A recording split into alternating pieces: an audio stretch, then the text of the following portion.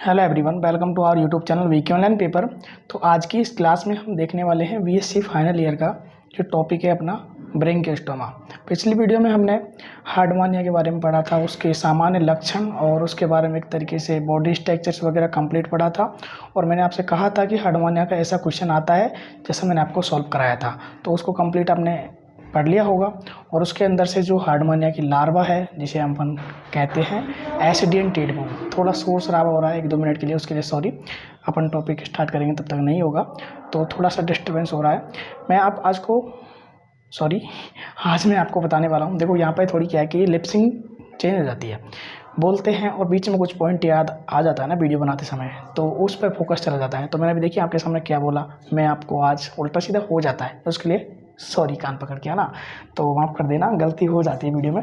तो आज अपन टॉपिक पढ़ने वाले हैं ब्रेंकियोस्टोमा। कंप्लीट मेरे जो नोट्स हैं उनसे मैं आपको पढ़ाने वाला हूँ, लेकिन थोड़ा मैं आपको समझा देता हूँ ब्रेंकियोस्टोमा है, होता क्या है, आखिरकार है क्या, जिसके बारे में अपन पढ़ रहे हैं, इससे क्या क्वेश्चन आने वाला है, कैसा क्वेश्चन आएगा। मैंने आपसे एक पॉइंट कहा था, जो भी क्लासेज लेते हैं, कि बीएससी फाइनल ईयर में आपको जो मैं पढ़ाऊंगा वही टॉपिक पढ़ाने वाला हूँ जो एग्जाम के लिए मोस्ट इंपॉर्टेंट होते हैं। मैं आपकी परसेंटेज अच्छी बनवाने में पूरी मदद करूँगा, चाहे आपका केमिस्ट्री हो, जूलॉजी हो, चाहे बॉटनी हो।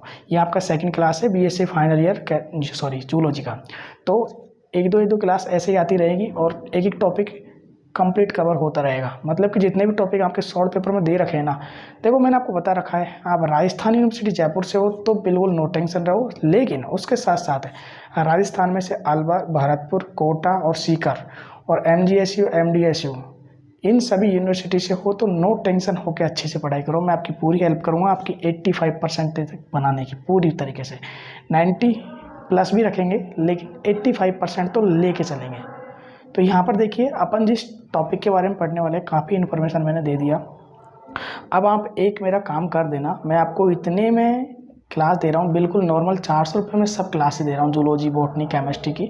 तो आप इन वीडियो को शेयर कीजिए अपने यार दोस्तों को, जिससे उनकी भी हेल्प हो, वो अच्छे नंबर से पास हो, उनको एक तरीके से फ्री में क्लासेज मिलेगी। फ्री है क्या, फीस है, 1 महीने का रिचार्ज होता है 400 रुपये का। तो अपन पढ़ने वाले हैं बीएससी फाइनल ईयर जूलॉजी का जो टॉपिक है ब्रेंकियोस्टोमा। आपको पता है पहली बुक चल रही है अपनी, उसके अंदर से पहली यूनिट चल रही है, उसके अंदर से दूसरी क्लास है आज ब्रेंकियोस्टोमा। ब्रेंकियोस्टोमा का दूसरा नाम है एम्पियोक्सिस, या फिर कहें इसका नाम आप एम्पियोक्सिस भी ले सकते हैं, और या फिर एम्पियोक्सस भी आप कह सकते हैं। इसका नाम है ब्रेंकियोस्टोमा का। जो ब्रेंकियोस्टोमा है आखिर है क्या, ये एक जीव है। क्या है, एक जीव है। कैसा दिखाई देता है, जैसे मछली होती है, मछली, फिश, मछली होती है, ईल होती है ना, ईल एक इलेक्ट्रिकल ईल होती है, एक ईल होती है, मतलब कि एक तरीके से मछली के जैसी, ईल के जैसी इसकी संरचना होती है, बिल्कुल मछली के जैसी, ईल के जैसी इसकी संरचना होती है। वो जीव के बारे में अपन पढ़ने वाले हैं। अब यहाँ पे आपको मैं एक चीज़ बताता हूँ कि आप क्वेश्चन वो रटते हैं तो आपको कुछ भी याद नहीं होता। मैं आपको यहाँ पे कुछ ऐसे तरीके बताने वाला हूँ जिससे आपको याद होगा। सबसे पहले तो पढ़ो, जीव है क्या, ये कहाँ पर रहता है, क्या खाता है, क्या पीता है, किस तरीके से भोजन ग्रहण करता है। इसके अंदर अपनी तरीके से सिस्टम होता है लगभग, जैसे कि अपने अंदर नाक, मुंह, कान वगैरह है, इसके अंदर थोड़ी कम होंगे या फिर किसी जीव में नहीं होंगे।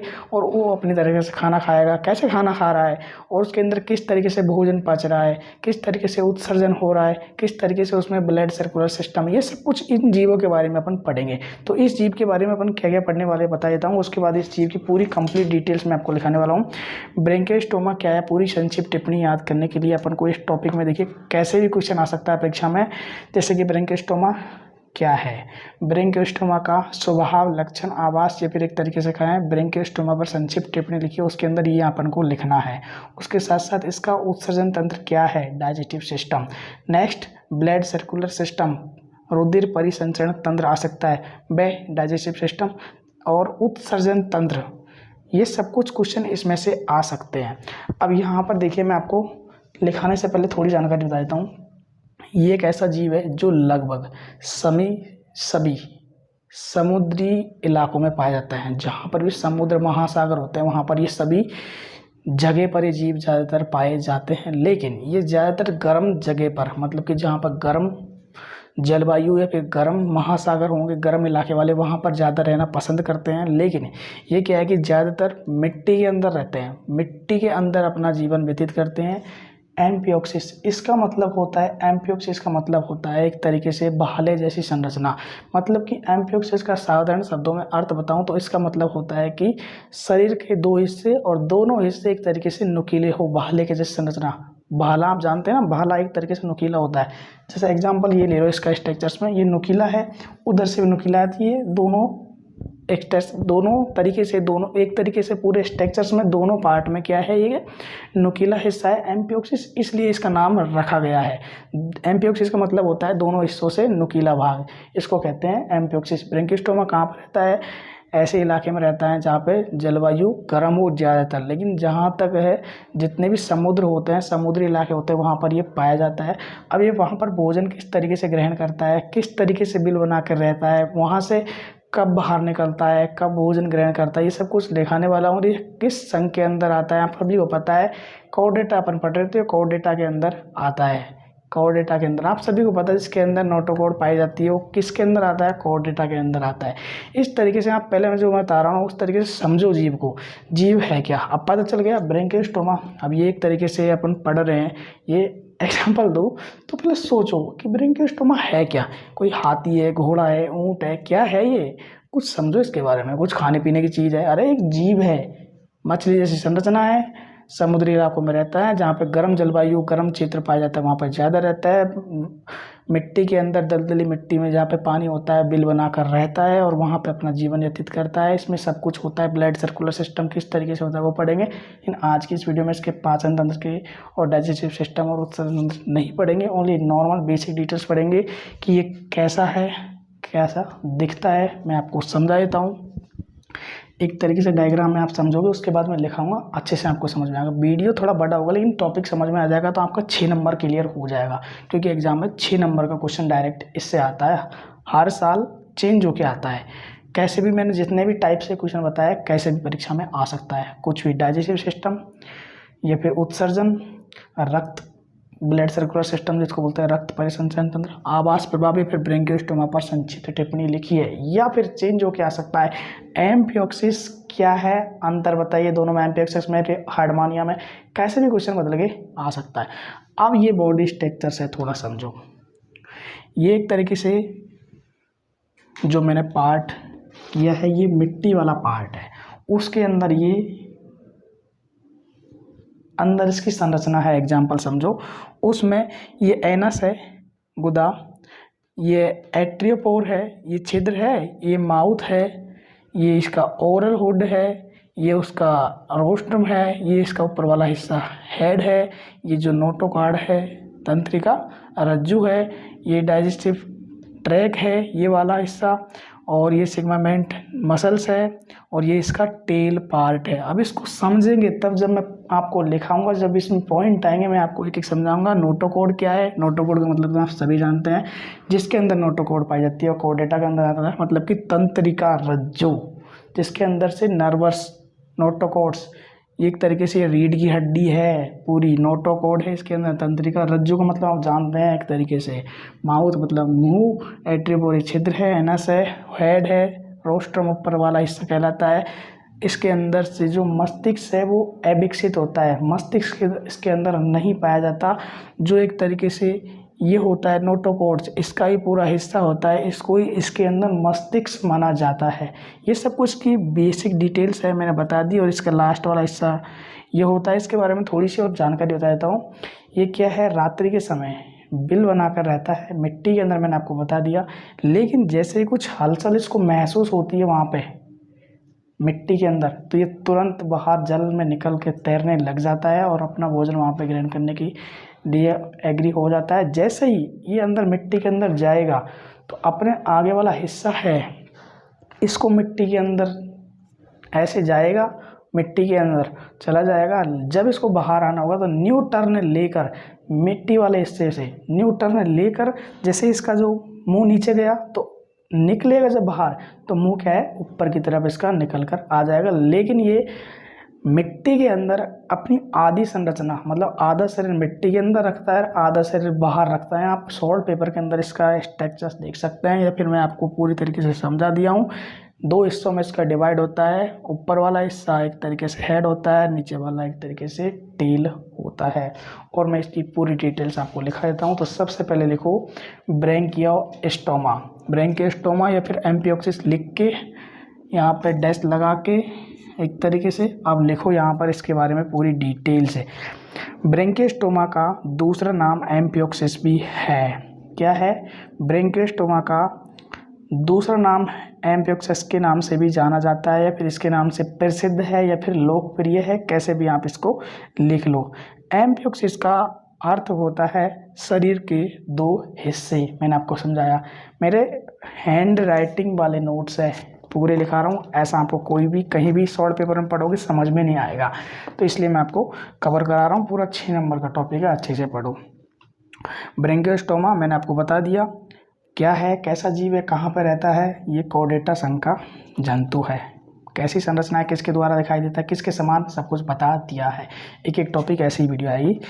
तो कोई ना, मेरे को गर्मी बहुत लग रही है, लेकिन कर कुछ नहीं सकता, फैन चला नहीं सकता, क्योंकि चलाऊंगा तो वीडियो में नॉइज़ आएगा, पूरा वीडियो का ऐसे हो जाएगा। छोड़ो, कोई ना, आप पढ़ो अच्छे से। यह एम्फिओक्सिस के नाम से जाना जाता है। एम्फिओक्सिस का मतलब होता है शरीर के दो हिस्से, बिल्कुल नुकीले हिस्से, शरीर के दो नुकीले हिस्से, एक ऐसा और एक ऐसा, तो इस समय भाले की तरह ये एम्फिओक्सिस का मतलब लिखा रहा हूँ मैं। ये तो एम्फिओक्सिस के नाम से जाना जाता है। एम्फिओक्सिस का मतलब होता है शरीर के दोनों हिस्सों से भाले की तरह नुकीला दिखाई देना। ये हो गया। अब इसके बारे में आप लिखो, यह एक समुद्री मछली जैसे जानवर है। यह एक समुद्री मछली जैसा जानवर है। इसमें कॉर्डेटा के लक्षण के कारण इसे कॉर्डेटा माना जाता है। मैंने बोला ना, कॉर्डेटा के लक्षण, ये इसमें नोटोकॉर्ड्स वगैरह पाई जाती है, तो क्या हो गया एक कॉर्डेटा। कॉर्डेटा के लक्षणों के कारण कॉर्डेटा माना गया है। सब फाइलम चेफलोकॉर्डेटा के अंतर्गत आता है। ये लिखो,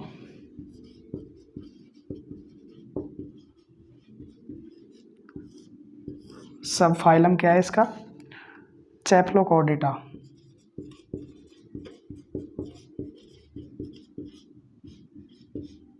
देखो, मैं बोर्ड पे अच्छे तरीके से लिख सकता हूँ, लेकिन लिखने में थोड़ा जोर भी आता है, टाइम भी लगता है, इसलिए मैं जो वीडियो बनाता हूँ इंपॉर्टेंट क्वेश्चन की, उसमें ऐसे लिखता नहीं, उसके लिए सॉरी।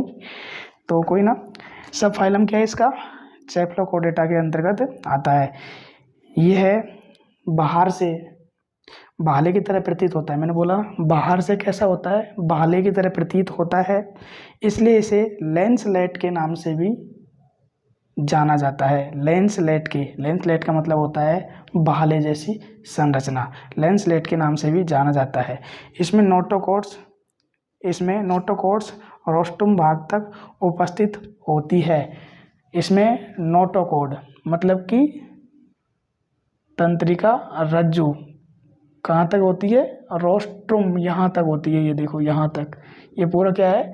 रोस्ट्रम। मैंने यहाँ तक ये लिखा है। ये हिस्सा कौन सा है? रोस्ट्रम। नोटोकॉर्ड कहाँ तक होती है? ये पूरी नोटोकॉर्ड रोस्ट्रम भाग तक होती है, उपस्थित होती है। इसलिए नोटोकॉर्ड मस्तिष्क से पूरे शरीर तक फैला रहता है। नोटोकॉर्ड इसलिए कहाँ तक फैला रहता है? समझ के, इसमें सही नोट्स बनाए हैं मैंने, लिखो। इसलिए नोटोकॉर्ड्स मस्तिष्क से पूरे शरीर तक फैली रहती है। और मैंने आपको सब कुछ एक ही लाइन लिखा रहा हूँ। नोटोकॉर्ड्स, बताइए आपको तंत्रिका रज्जु लिख लिया? जैसे कि दोबारा रिपीट करता हूँ, इसमें नोटोकॉर्ड्स रोस्ट्रम भाग तक फैली रहती है। नोटोकॉर्ड्स रोस्ट्रम भाग तक फैली रहती है या फिर उपस्थित होती है। इसलिए नोटोकॉर्ड से मस्तिष्क तक पूरा फैला रहता है। इसलिए नोटोकॉर्ड्स मस्तिष्क से पूरे शरीर तक फैला रहता है। नोटोकॉर्ड्स है मस्तिष्क से, ये मस्तिष्क है, इसका हेड है, तो यहाँ से पूरे शरीर में फैला रहता है। इसलिए इसका उपफाइलम सेफलोकॉर्डेटा आता है। उपफाइलम लिखो इसका, उपफाइलम है इसका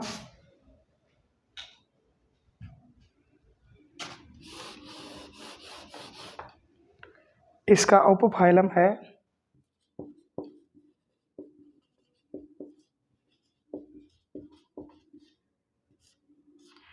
सेफालोकॉर्डेटा। उपफाइलम और सब फाइलम आपका मैंने सेफालोकॉर्डेटा बता ही दिया था, इसलिए इसका उपफाइलम सेफालोकॉर्डेटा है।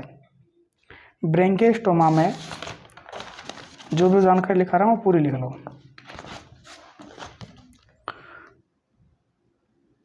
ब्रैंकियोस्टोमा में वास्तविक खोपड़ी या फिर मस्तिष्क नहीं पाया जाता। मैंने आपको बता दिया ना, इसके अंदर से वास्तविक एक तरीके से मस्तिष्क या खोपड़ी नहीं पाया जाता है, जो एक तरीके से नोटोकॉर्ड होती है पूरे शरीर में फैली रहती है। इसको ही क्या कहा जाता है, एक तरीके से इसके अंदर हेड माना जाता है। मैंने बताया ना, नोटोकॉर्ड्स रोस्ट्रम तक फैली रहती है, इसलिए मस्तिष्क से पूरे शरीर तक नोटोकॉर्ड्स पूरा हिस्सा होता है। इसे क्या कहा जाता है, एक तरीके से मस्तिष्क इसके अंदर माना जाता है, विकसित होता है।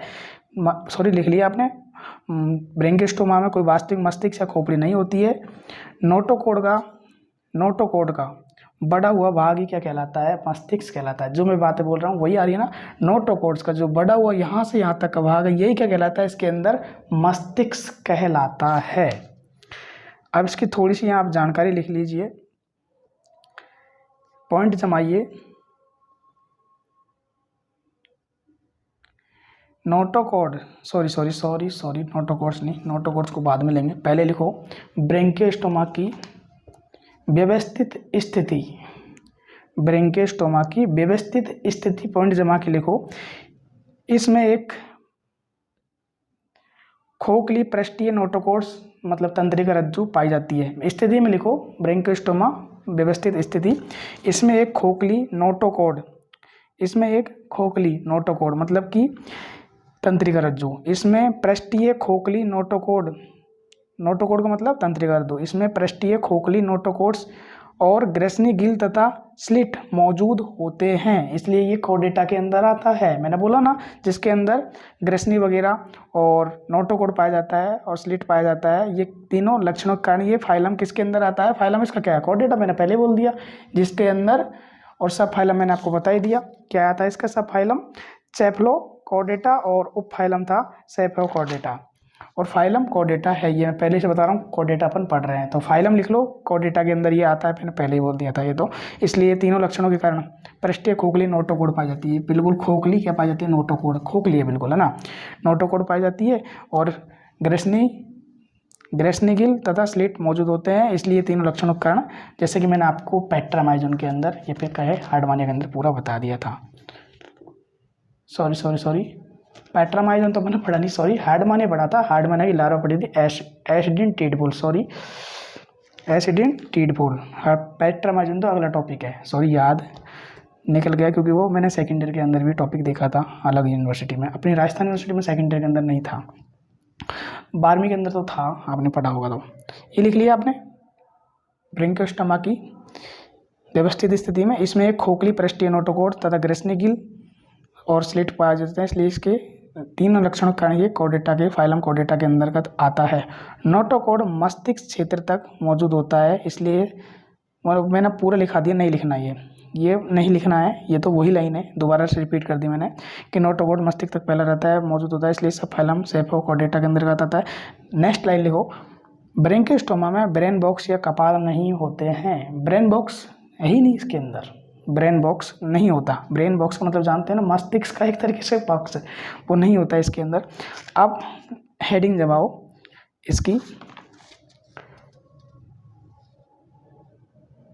इसकी हेडिंग जमाओ, प्रकृति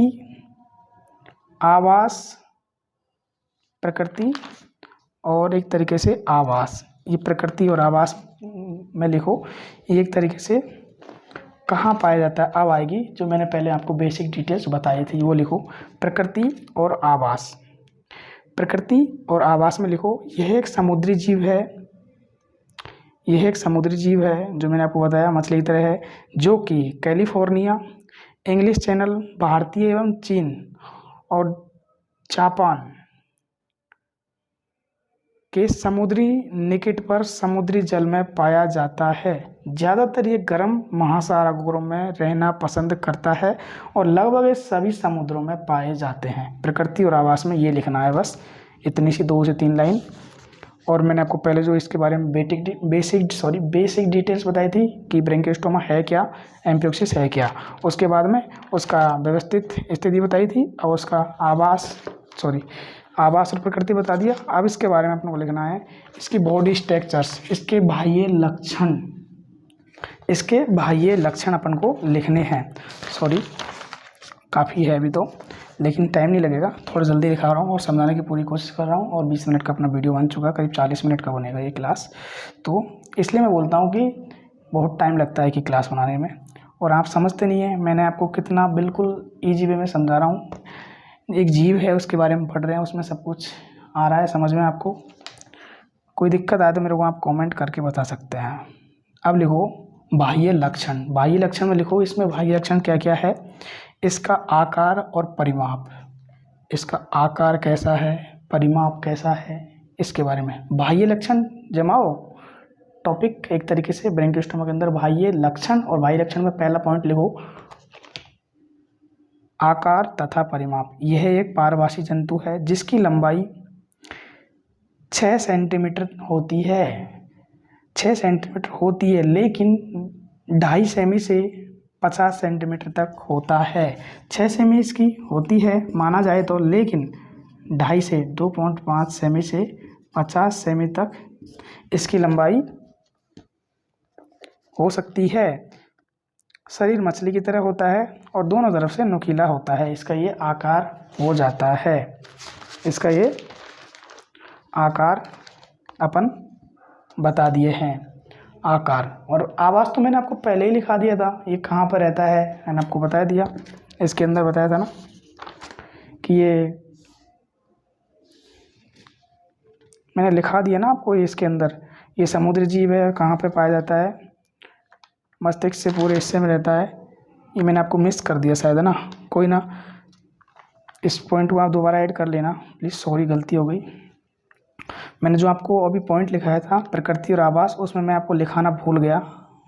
प्रकृति तो मैंने लिखा दी है कहाँ पे पाया जाता है, लेकिन आवास में लिखाना भूल गया मैं कि एक तरीके से बता तो दिया कहाँ पे पाया जाता है, लेकिन मिट्टी के अंदर बिल बना के रहता है। रात्रि के समय ये बाहर निकलता है। लिख लो, मैं दोबारा से बोल रहा हूँ। आवास के अंदर आपको क्या लिखना है, सॉरी गलती हो गई, उसके अंदर आप लिख लो, नीचे हेडिंग जमा लो, चाहे कोई प्रॉब्लम नहीं है, कहीं भी लिख लो आवास। प्रकृति मैंने आपको बता दी, आवास लिखना है। यह समुद्र किनारे या फिर समुद्री जल या फिर गर्म तट वाले महासागरों में, कुछ भी लिख लो, वहाँ पे पाया जाता है। ये बिल बनाकर रहता है। अपना आधा शरीर जो मुख होता है बाहर की तरफ रखता है, और जो नीचे वाला हिस्सा है पूंछ, उसको मिट्टी के अंदर गड़ा के रखता है। मतलब आधा हिस्सा मिट्टी के अंदर और आधा हिस्सा बाहर होता है। जैसे ही इसको कोई हानि या फिर खतरा महसूस होता है तो ये मिट्टी से बाहर निकलकर जल में तैरने लग जाता है और अपना भोजन ग्रहण करने के काम में लग जाता है। लेकिन जैसे ही ये मिट्टी के अंदर जाता है तो अपना हिस्सा, जो पहले मुख वाला हिस्सा है, उसको मिट्टी के अंदर जाने देता है। उसके बाद ये मिट्टी के अंदर जाता है। जैसे ही ये न्यू टर्न लेता है, मतलब बाहर निकलता है, तो इसका जो आगे वाला हिस्सा गया था मिट्टी के अंदर, न्यू टर्न घूम के निकलेगा तो अगले वाला हिस्सा बाहर की तरफ निकल के बाहर निकलता है। ये इसका एक तरीके से जीवन यापन, इसकी आवास है। कहाँ पे मैंने आपको बता दिया, चीन या फिर कैलिफोर्निया, जापान, गर्म तट वाले समुद्रों पर ये पाया जाता है।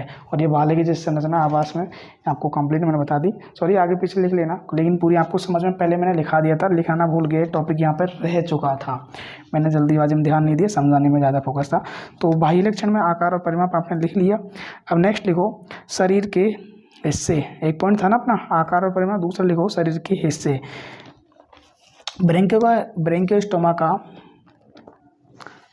शरीर के 2 हिस्सों में विभाजन किया गया है, या फिर डायरेक्ट लिखो ब्रैंकियोस्टोमा का 2 हिस्सों में विभाजन किया गया है, या फिर 2 भागों में बांटा गया है। आप कैसे भी लिख लो, अपने हिसाब से लिखो, जैसा आपको याद हो। बिल्कुल ईजी वे में बता रहा हूँ मैं तो समझाने के लिए। 2 भागों में बांटा गया है। इसका आगे का भाग बड़ा होता है, जो धड़ कहलाता है। आगे का भाग है ये बड़ा होता है, पीछे का मैंने लिखा है छोटा होता है। आगे का बड़ा है, ये क्या कहलाता है, धड़। मतलब कि आपको मैं समझाता हूँ, अपनी ये बॉडी है, यहाँ से ऊपर का हिस्सा अलग है और यहाँ से नीचे का हिस्सा धड़ कहलाता है अपना। तो ऊपर का हिस्सा क्या कहलाता है, इसका बड़ा होता है, वो धड़ कहलाता है, क्योंकि इसके अंदर सिर तो है ही नहीं, मस्तिष्क तो इसके अंदर है ही नहीं। मस्तिष्क अपना ये है ना, इसके अंदर इसको ही मस्तिष्क माना जाता है, नोटोकॉर्ड्स को। 2 भागों में होता है, अग्र क्षेत्र बड़ा होता है जो कि पश्च क्षेत्र छोटा होता है जो कि एनस कहलाता है, गुदा कहलाता है, छोटा होता है जो कि गुदा कहलाता है। ये शरीर के हिस्सों में दूसरा पॉइंट है ये, इसमें देखो 2 भागों में विभाजित होता है। पहला क्षेत्र बड़ा होता है जो धड़ कहलाता है, दूसरा क्षेत्र छोटा होता है जो कि गुदा कहलाता है। सिर का इसमें अभाव होता है, सिर इसमें नहीं होता है, ये तो इसके अनुसार अपन नोटोकॉर्ड्स के अंदर हेड और मस्तिष्क मान रहे हैं, सिर इसके अंदर नहीं होता है, सिर का अभाव होता है। अग्रभाग रोस्ट्रम कहलाता है, अग्रभाग रोस्ट्रम कहलाता है। शरीर के हिस्सों में 2 हिस्सों में डिवाइड किया अपन ने इसको, पहला हिस्सा ये, दूसरा हिस्सा ये, और फिर लिख रहे हैं अपन इसके अंदर 2 भागों में बचता है। पहला धड़ कहलाता है जो बड़ा होता है, दूसरा छोटा होता है जो एनस कहलाता है, सिर का अभाव होता है। इसका जो अग्रभाग है रोस्ट्रम कहलाता है।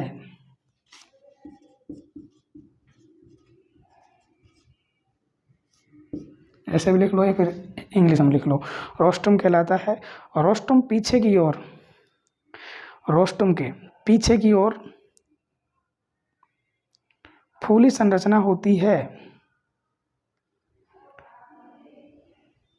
मोस्ट इम्पोर्टेंट है, मोस्ट इम्पोर्टेंट है। और रोस्ट्रम के पीछे की ओर, आप अपने शॉर्ट पेपर में पढ़ेंगे डायग्राम, रोस्ट्रम के पीछे की ओर ये फूली हुई एक संरचना होती है, रोस्ट्रम के पीछे की ओर एक फूली हुई बड़ी संरचना होती है, फूली हुई बड़ी संरचना होती है जिसे ओरल हुड कहा जाता है।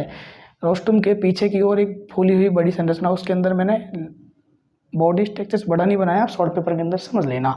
ये बड़ी हुई संरचना होती है, इसे ओरल हुड कहा जाता है। रोस्ट्रम के पीछे फूली हुई बड़ी संरचना होती है, इसे ओरल हुड कहा जाता है। इसमें 22 छोटे छोटे संवेदांग पाए जाते हैं, इसमें 22 छोटे छोटे संवेदांग, जो मतलब आप संवेदांग आप सभी जानते हैं, संवेदांग क्या होता है, जो अपने एक तरीके से संवेदी अंग किसे कहते हैं, नाक कान मुंह आँख, ये संवेदी अंग होते हैं। इसके अंदर 22 छोटे छोटे संवेदी अंग पाए जाते हैं जो ज्ञान देते हैं, जो अपन को ज्ञान प्रदान करते हैं कि अपन को कुछ भी खाना है तो मुंह से खाएंगे तो उसका स्वाद गुण बताएगा।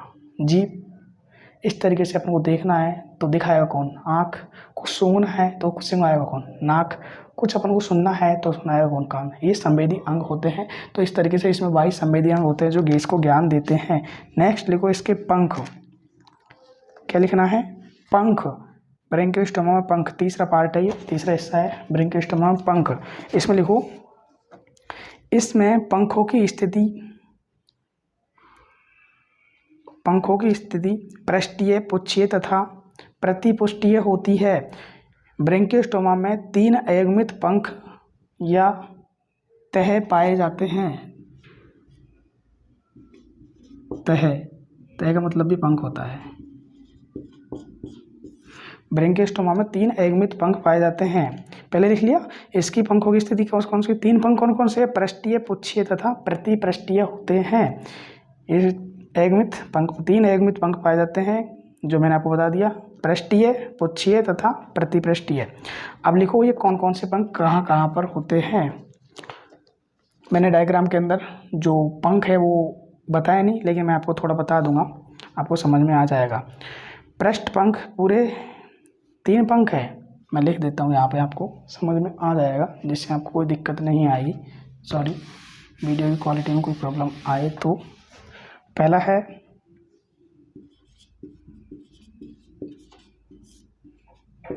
पृष्ठीय, पुच्छीय,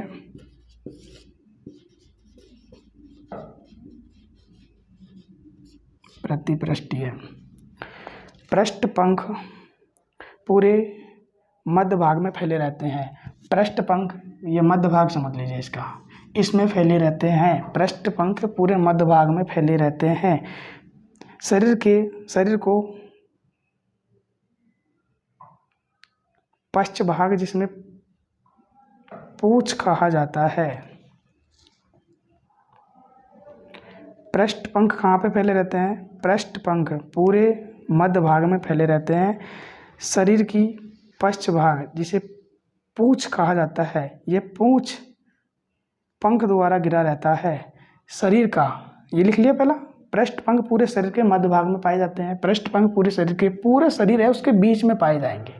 पृष्ठ पंख जो पहला है ना, कहाँ पाए जाएंगे? बीच में पाए जाएंगे। और शरीर का जो पश्च भाग है, पश्च का मतलब पीछा वाला भाग, पश्च भाग है शरीर का, जो पश्च भाग है शरीर का, जो पश्च भाग है जिसे पूंछ कहा जाता है, टेल, जिसे टेल कहा जाता है, पश्च भाग है जिसे टेल कहा जाता है, ये पुच्छ पंख द्वारा घिरा रहता है। यहाँ पर कौन सा पुच्छ पंख होता है? पुच्छीय पंख यहाँ पे होता है और पृष्ठीय पंख बीच में होता है। समझ में आ रहा है कुछ? यहाँ पर ये पुच्छ पंख होता है, शरीर के पक्ष भाग होता है जिसे पुच्छ कहा जाता है। इसमें पुच्छ पंख द्वारा घिरा रहता है, जो कि पृष्ठीय पंख की ही एक विस्तार रूप है, जो कि पृष्ठीय पंख का ही एक रूप है, जो कि ये है ना पंख बीच वाला, इसके हिस्से का बीच वाला, इसका ही एक रूप है। कौन सा? पुच्छीय पंख। लिख लो, दोबारा से बोल रहा हूँ। पृष्ठ पंख पूरे शरीर के मध्य भाग में पाए जाते हैं। शरीर को पक्ष भाग, शरीर का पक्ष भाग जिसे पूंछ कहा जाता है, इसमें कौन सा पंख पाया जाता है? पुच्छीय पंख पाया जाता है, या फिर इसके द्वारा पुच्छीय पंख के द्वारा पिछला हिस्सा या पक्ष भाग घिरा रहता है, जो कि पृष्ठीय पंख का ही एक विस्तार रूप है। यह पंख ही आगे बढ़कर कौन से पंख? ये जो पृष्ठीय पंख चल रहे हैं, यहाँ से यहाँ भी आ चुके हैं पृष्ठीय पंख ही, पुच्छीय हिस्से में पृष्ठीय पंख है, उसका ही रूप है ये पुच्छीय पंख भी। यह पंख ही आगे बढ़कर मध्य अधर भाग में शरीर के 1/3 हिस्से में अधर पंख के रूप में फैलते हैं। एक ही पंख है कुल मिला के बात करी जाए, जो है पृष्ठीय पंख। पृष्ठीय पंख ही पुच्छीय पंख का काम करते हैं, और पुच्छीय पंख ही आगे बढ़कर प्रतिपृष्ठीय, मतलब कि इसके ऊपर 1/3 हिस्से में फैल जाते हैं। प्रतिपृष्ठीय 1/3 भाग में फैल जाते हैं, इसे प्रतिपृष्ठीय पुच्छ कहा जाता है। इन पंखों में संयोजी ऊतक की पंख उपस्थित होती है। इन जो पंख है, ये पंख है, इनमें संयोजी ऊतक की पंख उपस्थित होती है। नेक्स्ट अपना है इसके अंदर मायोटोम्स। मैंने लिखा नहीं इसके अंदर, सॉरी गलती कर दी, एक टॉपिक रह चुका है अपना मायोटोम्स। मायोटोम्स का मतलब है एक तरीके से पेशीय खंड। यहाँ पर ये जो है ना, ये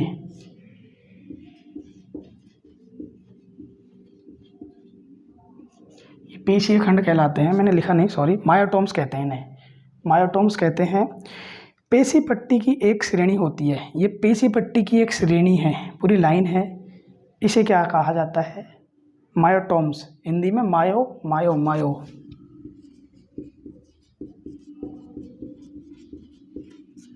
मायोटोम्स कहा जाता है। पेशीय खंड मायोटोम्स, पेशीय पट्टी की एक श्रेणी होती है, इसे पेशीय खंड या फिर मायोटोम्स कहा जाता है। नेक्स्ट लिखो, लास्ट पॉइंट है इसके अंदर, छिद्र।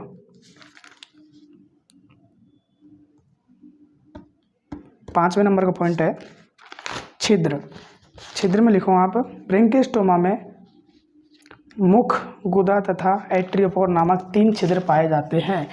ब्रैंकियोस्टोमा में मुख, एट्रियोपोर तथा एनस मतलब गुदा नामक 3 छिद्र पाए जाते हैं। मुख एक विशाल चौड़ा अधर पार्श्वीय छिद्र है। मुख एक विशाल चौड़ा, कितना चौड़ा है? मुख एक विशाल चौड़ा पार्श्वीय छिद्र है, क्योंकि पार्श्वीय है पूरा। लिख लिया आपने? सॉरी,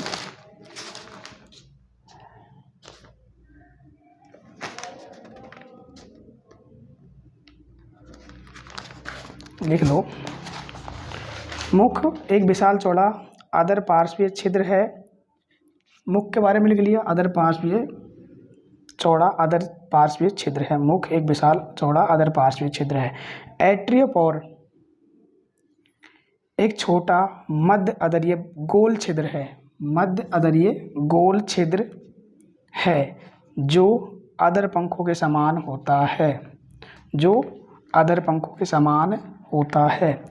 मोस्ट इम्पोर्टेंट तो मेन 3 है, माउथ, एट्रिपर और एनस। आप ये भी लिख सकते हैं कि ब्रैंकियोस्टोमा में 3 छिद्र पाए जाते हैं। सबसे बड़ा छिद्र मुख होता है, उसके बाद एट्रिपर छिद्र होता है, उसके बाद सबसे छोटा छिद्र गुदा होता है।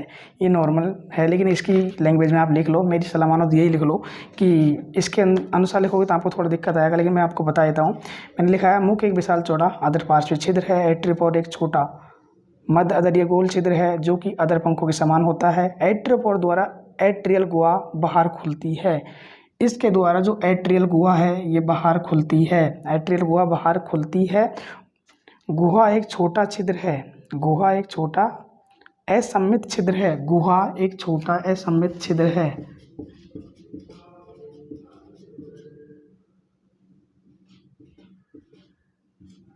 असममित छिद्र है जो पुच्छ पंख पर आकर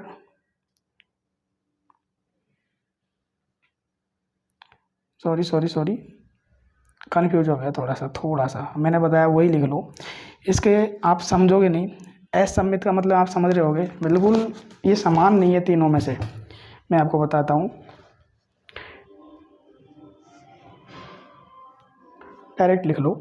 गुदा एक सबसे छोटा छिद्र है जो एक तरीके से असममित छिद्र है और ये बाईं ओर स्थित होता है ब्रैंकियोस्टोमा में, इतना लिख लो बस, ये काफ़ी है आपके लिए। सबसे बड़ा छिद्र है माउथ, उसके बाद छोटा छिद्र है, उससे छोटा है माउथ के बाद एट्रियोपोर, एट्रियोपोर के पास सबसे छोटा छिद्र है गुदा, गुदा सबसे छोटा छिद्र है, मतलब कि एनस सबसे छोटा छिद्र है जो कि ब्रैंकियोस्टोमा में बाईं ओर स्थित होता है।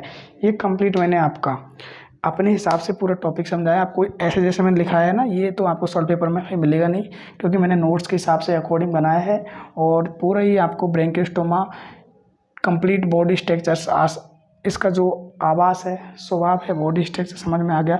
अभी इसका पाचन तंत्र बाकी है, अभी इसका पाचन तंत्र बाकी है। Blood circular system and digestive system. Next इसका उत्सर्जन तंत्र, वो भी काफ़ी बड़ा है। तो इन सभी के बारे में नेक्स्ट वीडियो में डिस्कस करेंगे, क्योंकि ये काफ़ी बड़ा वीडियो हो चुका है। तो मैंने आपको कंप्लीट बता दिया आज। आप इसका स्क्रीनशॉट ले सकते हैं या फिर बना सकते हैं इस डायग्राम को, समझ के अपनी बुक में समझना है कि इसमें कौन सी चीज़ कहाँ है, नॉर्मल और कुछ नहीं है इसके अंदर।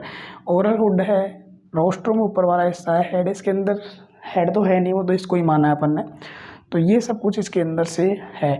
अब ये देखो डाइजेस्टिव ट्रैक है, ये अपन उसके अंदर पढ़ेंगे, डाइजेस्टिव पाचन तंत्र के अंदर। तो कंप्लीट आपको ये टॉपिक कैसा समझ में आया कमेंट में बताना, क्योंकि आप बताओगे नहीं तब तक मैं कैसे क्लास बनाऊं, आप खुद सोच सकते हैं। तो कोई ना, आप वीडियो एंड करते हैं। वीडियो कैसी लगी कमेंट में ज़रूर बताना, लाइक सब्सक्राइब कर देना और इसको अपने दोस्तों में ज़रूर शेयर करना।